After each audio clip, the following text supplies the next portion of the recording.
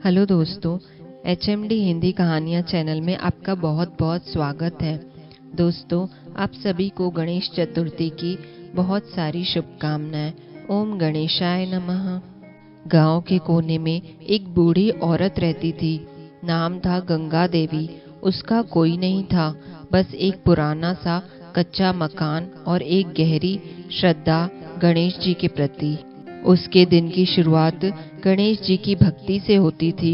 हर सुबह वो मिट्टी से छोटी सी गणेश जी की मूर्ति बनाती, फूल चढ़ाती, दीप जलाती और भजन गाती थी। हे गजानन, मेरे जीवन में तू ही आस है, तू ही विश्वास, सबका भला कर, मेरी भक्ति स्वीकार कर। पर दोपहर होते होते वो मिट्टी की मूर्ति सूख कर या गर्मी में दरक कर टूट जाती और जमीन पर बिखर जाती।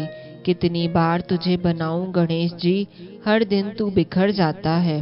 पर क्या करूं, तुझे देखे बिना दिन कटता नहीं मेरा। एक दिन घर के सामने जमीन पर हलचल हुई। गांव के सेठ मोहन लाल का नया मकान बनने लगा था। दूर दूर से मजदूर बुलाए गए थे। दादी अपनी लाठी टेकती हुई वहां पहुंची। मजदूर ईंट ढो रहे थे, दीवारें उठाई जा रही थी। बेटा सुनो, क्या तुम लोग मेरे लिए एक पक्की गणेश जी की मूर्ति बना सकते हो? मेरी मिट्टी की मूर्ति रोज टूट जाती है। अरे दादी, हम यहाँ करोड़ों की कोठी बना रहे हैं और तुम कह रही हो मूर्ति बनाओ। पगला गई हो क्या दादी? कहीं से हमें मूर्तिकार समझ लिया क्या? उसकी बात सुनकर बाकी मजदूर हंस पड़े। ठीक है बेटा, कोई बात नहीं, भगवान देख रहे हैं, वही मेरी परेशानी हल करेंगे। वो चुपचाप लौट आई। उसकी आंखें भर आई थी, लेकिन उसने कुछ नहीं कहा। और उसी दिन से जैसे ही मजदूर दीवार बनाने लगते, दीवार खुद ब खुद टेढ़ी हो जाती। अब ये क्या हो रहा है? नाप के बना रहा हूँ, फिर भी दीवार टेढ़ी बन रही है। 4 बार तोड़ के बना चुका हूँ, हर बार टेढ़ी हो जाती है। जादू है क्या? सुबह से शाम हो जाती, लेकिन दीवार कभी सीधी न बनती। अगले दिन फिर वही हाल। 3 दिन बीत गए। सेठ मोहन लाल का गुस्सा 7वें आसमान पर था। क्या तमाशा है ये? 3 दिन से दीवार नहीं बनी। सेठ जी, हम पूरी मेहनत कर रहे हैं, मगर दीवार खुद ब खुद टेढ़ी बन जाती है। सब कुछ नाप के हो रहा है, लेकिन जैसे कोई रोक रहा हो। एक बुजुर्ग मजदूर धीरे से बोला, सेठ जी, 3 दिन पहले एक बूढ़ी दादी आई थी, हमसे गणेश जी की मूर्ति मांगी थी। हम सब ने मजाक उड़ाया, तभी से यह सब हो रहा है। लगता है उनकी भक्ति में कुछ है।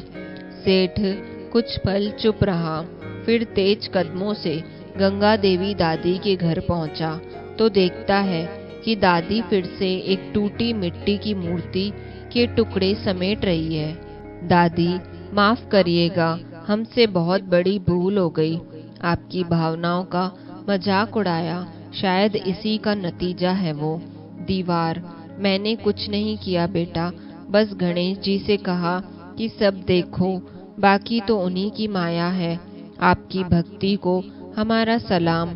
मैं वादा करता हूँ, आपके लिए एक सुंदर संगमरमर की मूर्ति बनवाऊंगा, जो ना टूटे ना बिखरे। कुछ दिनों बाद गांव में हलचल थी। सेठ खुद संगमरमर की सुंदर मूर्ति लेकर दादी के आंगन में आया। ये लीजिए दादी, अब आपके गणेश जी कभी नहीं टूटेंगे। आज मेरी वर्षों की भक्ति सफल हो गई बेटा, गणेश जी ने सुन लिया। अब हर सुबह दादी उसी संगमरमर की मूर्ति के सामने फूल चढ़ाती, भजन गाती और पूरा गांव उस आंगन से आती घंटियों की मधुर आवाज सुनता। तो दोस्तों, आज की कहानी में बस इतना ही। आपको हमारी आज की कहानी कैसी लगी, कमेंट करके ज़रूर बताइएगा।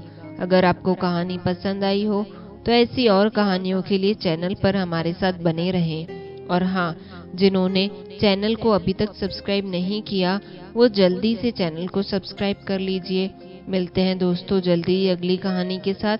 तब तक के लिए आपसे विदा लेते हैं। धन्यवाद।